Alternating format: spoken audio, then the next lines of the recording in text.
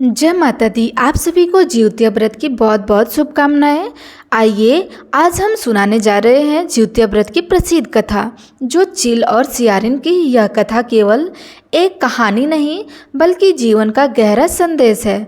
यह हमें सिखाता है कि व्रत उपवास केवल शरीर को कष्ट देने के लिए नहीं होता बल्कि आस्था, धैर्य और मातृत्व की शक्ति का प्रतीक भी होता है।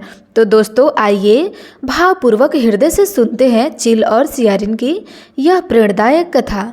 बहुत समय पहले की बात है। गंगा किनारे बसे हुए एक छोटे से गांव में दो सहेली रहा करती थी। एक चील थी जो सरल, सज्जन, धर्मपरायण और मातृत्व से ओतप्रोत थी। दूसरी सियारन थी जो चालाक, ईर्ष्यालु और दिखावे की प्रेमी थी। गांव की औरतें जब भी भक्ति की बातें करती तो चील वहां बैठकर मन लगाकर सुनती थी। वह हर व्रत त्योहार पूरी श्रद्धा से करती, लेकिन सियारिन का स्वभाव अलग था। वह कहती थी, इतने व्रत करने से क्या होगा, पेट खाली रखोगी तो कमजोर हो जाओगी। चील मुस्कुराकर उत्तर देती थी, बहन, व्रत से तन नहीं मन बलवान होता है। भगवान की कृपा से संतान सुरक्षित रहती है। ऐसे ही एक बार भाद्रपद की अष्टमी आई। वही दिन जब माताएं ज्योतिया व्रत करती हैं। गांव भर की औरतें नदी किनारे स्नान करने गई। सब ने पीले वस्त्र पहने, हाथ में दूब, घास और फूल लिए और ज्योतिया माता का स्मरण किया। चील ने श्रद्धा से संकल्प लिया, हे जीमुतवाहन देव, मैं आज निर्जला व्रत करूंगी अपने बच्चों की लंबी उम्र के लिए।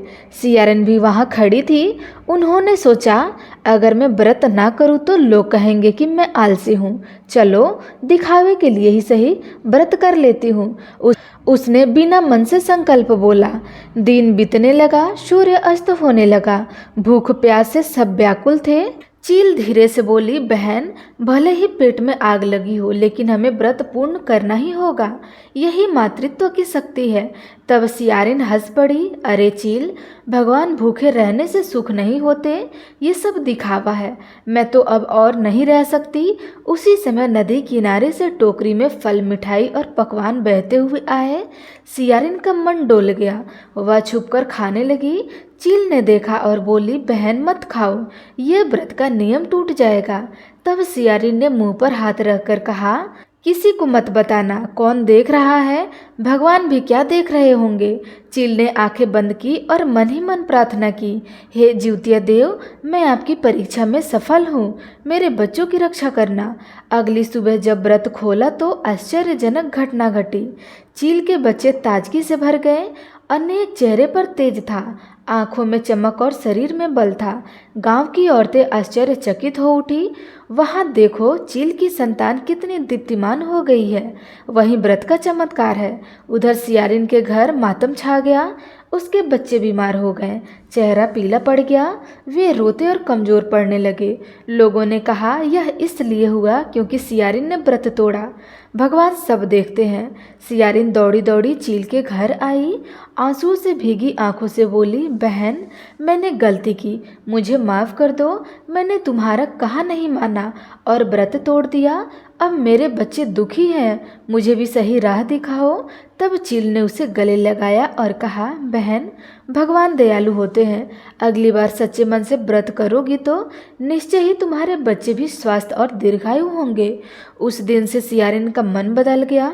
उसने कपट छोड़कर सच्चे भाव से व्रत करना शुरू कर दिया। यह कथा हमें सिखाती है कि व्रत का असली महत्व श्रद्धा और निष्ठा में है। मातृत्व ही ममता से किया गया व्रत कभी व्यर्थ नहीं जाता और कपट से किया गया कोई भी कार्य अंत में दुखी ही देता है। जो भी माताएं बहनें इस व्रत की कथा को सुनती हैं, उनके संतान को कभी भी अकाल मृत्यु का भय नहीं होता है।